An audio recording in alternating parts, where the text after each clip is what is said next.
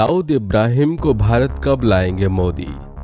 भारत ने ब्रिटेन सरकार के साथ मिलकर माल्या को तो गिरफ्तार करा लिया, लेकिन उसका क्या जिसके लिए भारत की करोड़ों आंखें इंतजार कर रही हैं। जी हाँ, वो है भारत का मोस्ट वांटेड दाऊद इब्राहिम। साल 2014 के लोकसभा चुनाव के प्रचार के दौरान एनडीए की ओर से प्रधानमंत्री नरेंद्र मोदी ने वादा किया था कि अगर एनडीए सत्ता में आती है तो उनकी सरकार दाऊद इब्राहिम को पकड़कर भारत लाएगी। उन्होंने ये भी कहा था कि पिछली सरकारों ने इस दिशा में ठोस प्रयास नहीं किए। इसके बाद कांग्रेस ने कई बार नरेंद्र मोदी को उनके इस वादे की याद दिलाई थी और पूछा था कि वो अपने वादे को कब पूरा करेगी। और ये सवाल आज भी ज्यों का त्यों बना हुआ कि 1993 में मुंबई हमले के अपराधी दाऊद इब्राहिम को सरकार भारत कब लाएगी। आखिर क्या है वो वजह और कारण जिनकी वजह से अब भारत को दाऊद पर पकड़ ढीली होती जा रही है, और क्या ये सच है कि भारत कभी भी दाऊद को पकड़ ही नहीं सकता। आइए जानते हैं। दोस्तों, मुंबई ने हाजी मस्तान से लेकर दाऊद इब्राहिम तक कई अंडरवर्ल्ड डॉन देखे हैं। इनमें से कुछ ने पैसा कमाने की चाहत में तो कुछ ने गर्लफ्रेंड की जरूरतों को पूरा करने के लिए अपराध की दुनिया में कदम रखा। इन्हीं में से एक है दाऊद इब्राहिम, जिसकी कहानी पूरी फिल्मी है।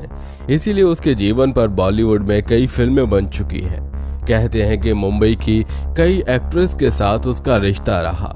इनमें राम तेरी गंगा मैली फिल्म से मशहूर हुई मंदाकिनी का नाम भी शामिल है। दाऊद की प्रेमिका रही मंदाकिनी को कई बार उसके साथ दुबई में देखा गया था। आतंक की डी कंपनी चलाने वाला दाऊद इब्राहिम भारत के लिए बीते 3 दशकों से नासूर बना हुआ है। 1993 के मुंबई हमलों की साजिश रचने वाला दाऊद जब भारत छोड़कर गया था तब वो 37 साल का था। वहीं अंडरवर्ल्ड डॉन दाऊद इब्राहिम 67 साल का है। पिछले 30 साल से भारत को इसकी तलाश है। भारत की मोस्ट वांटेड लिस्ट में ये शामिल है। अमेरिका की वांटेड लिस्ट में भी इसका नाम है। अमेरिका के मुताबिक दाऊद के अलकायदा से रिश्ते हैं। 2003 में अमेरिका ने दाऊद को अंतर्राष्ट्रीय आतंकवादी घोषित किया था। 2011 में फोर्ब्स की दुनिया की सबसे खूंखार अपराधियों की सूची में दाऊद तीसरे नंबर पर था।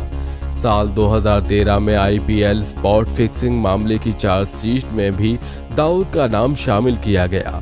दुनिया भर में घूमने वाले दाऊद ने भारत, यमन, पाकिस्तान, यूएई के अवैध पासपोर्ट बनवाए हैं। 1993 में हुए मुंबई बम धमाकों में दाऊद को दोषी करार दिया गया था। मुंबई बम धमाकों से पहले ही दाऊद भारत छोड़कर चला गया था, तभी से भारत उसकी तलाश में है। आपको बता दें कि दाऊद का जन्म 27 दिसंबर 1955 को मुंबई में हुआ था। दाऊद के पिता मुंबई पुलिस में कांस्टेबल थे। मुंबई के डोंगरी इलाके में रहते हुए दाऊद ने गैंगवार की शुरुआत की थी। 1980 के दशक में दाऊद का नाम मुंबई अपराध जगत में काफी फैल गया था। शुरुआत में दाऊद इब्राहिम मुंबई में एक गैंग के लिए छोटा मोटा काम करता था। उसके बाद वो दुबई चला गया। दुबई पहुंचकर दाऊद ने अपने पैर पसारने शुरू कर दिए। धीरे धीरे उसके काले धंधे फलने फूलने लगे। एक ऐसा वक्त आया जब दाऊद ने बॉलीवुड में बनने वाली फिल्मों के लिए पैसा देना शुरू किया और पूरी इंडस्ट्री को अपनी जेब में रखने की तैयारी कर ली।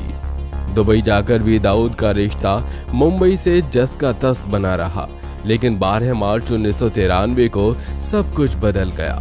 मुंबई में हुए धमाकों ने चारों तरफ हाहाकार मचा दिया। इन विस्फोटों में 257 लोगों की जान चली गई।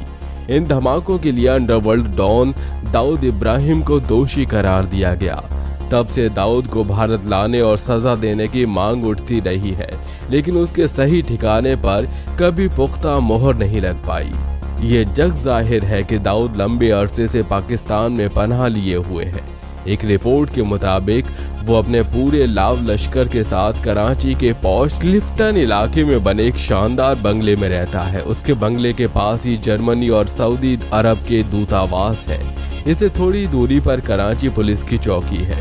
ये सब जानकारी होने के बावजूद दाऊद भारत की पकड़ से बाहर है, क्योंकि पाकिस्तान दाऊद के अपने मुल्क में न होने का दावा करता रहता है।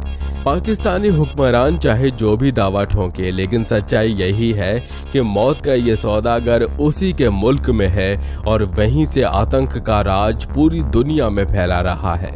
यही नहीं, एक बार पता चला था कि अब दाऊद का परिवार घर में संदेश भेजने के लिए सोशल नेटवर्किंग साइट का इस्तेमाल कर रहा है। जिस शख्स की मुंबई में ही नहीं पूरे देश को 1993 से तलाश है, उसके परिवार ने उसे शादी की 25वीं सालगिरह पर सोशल मीडिया के जरिए बधाइयां पहुंचाई थी। बेटी ने दाऊद को भेजे संदेश में लिखा, 25वीं सालगिरह मुबारक हो, लेकिन अगले संदेश ने दाऊद के काले चिट्ठे और पाकिस्तान सरकार के झूठ की पोल खोल कर रख दी। दाऊद का ठिकाना एक बार फिर दुनिया के सामने आ गया था। भारत सरकार के मंत्री और पूर्व होम सेक्रेटरी आर.के. सिंह ने कुछ साल पहले खुलासे में कहा था कि 2005 में हमारी टीम दाऊद को दबोचने के बेहद करीब पहुंच गई थी, लेकिन मुंबई पुलिस से ऑपरेशन की बात लीक हो गई, जिसके बाद इस पर काफी हंगामा हुआ था। आर.के. सिंह आज भी अपनी बात पर कायम है। वहीं पाकिस्तान ने हर बार पलटते हुए कहा कि दाऊद उसके मुल्क में नहीं है, जबकि कई बार पाकिस्तान ने ग्लोबल कार्रवाई से बचने के लिए दाऊद को अपने यहाँ की आतंकी लिस्ट में शामिल दिखाया है।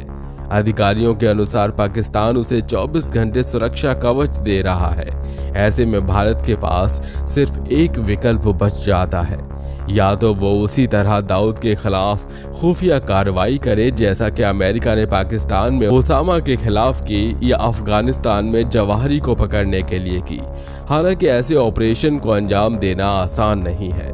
भारत का सबसे बड़ा गुनहगार दाऊद इब्राहिम भले ही 30 सालों से बाहर रह रहा है, लेकिन वो विदेश में रहकर भी भारत में अपने सारे काले धंधे चलाता रहा है।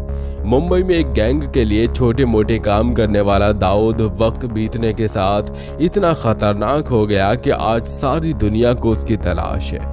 लेकिन दोस्तों, मोदी सरकार बनने के साथ ही ये उम्मीद की जाने लगी कि दाऊद जल्द भारत में लाया जाएगा।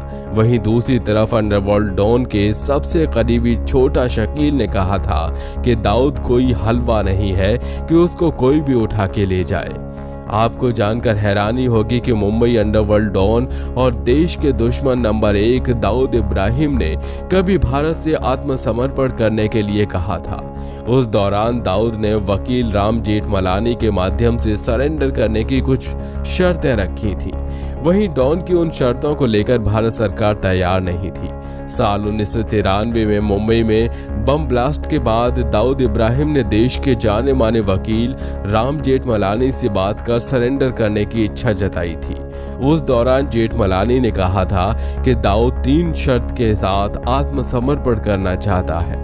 इसके अलावा मुंबई पुलिस के पूर्व कमिश्नर M.N. सिंह ने एक इंटरव्यू में दाऊद के सरेंडर करने पर कहा था कि वो आत्मसमर्पण को लेकर 1% भी गंभीर नहीं था। वो केवल सरकार और अधिकारियों के बीच भ्रम फैलाने और अच्छा दिखने का प्रयास कर रहा था। दोस्तों, आपको बता दें कि दाऊद की पहली शर्त थी कि जब वो मुंबई वापस आए तो उसका एनकाउंटर न किया जाए। दूसरी ये कि उस पर केवल मुंबई बम धमाकों का ही केस चलाया जाए, बाकी सब रद्द कर दिए जाएं। और तीसरी ये कि उसे नजरबंद किया जाए, न कि जेल में डाला जाए। भारत सरकार ने उसकी पहली शर्त मान ली थी, लेकिन बाकी 2 मांगे ठुकरा दी थी। हालांकि इन दावों पर सरकार की तरफ से कभी कोई टिप्पणी नहीं आई।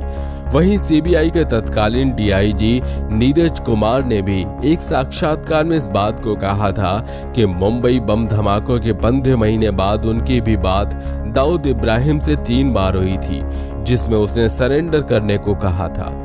यह भी माना जाता है कि मुंबई पुलिस में अब भी दाऊद के कई लोग हैं।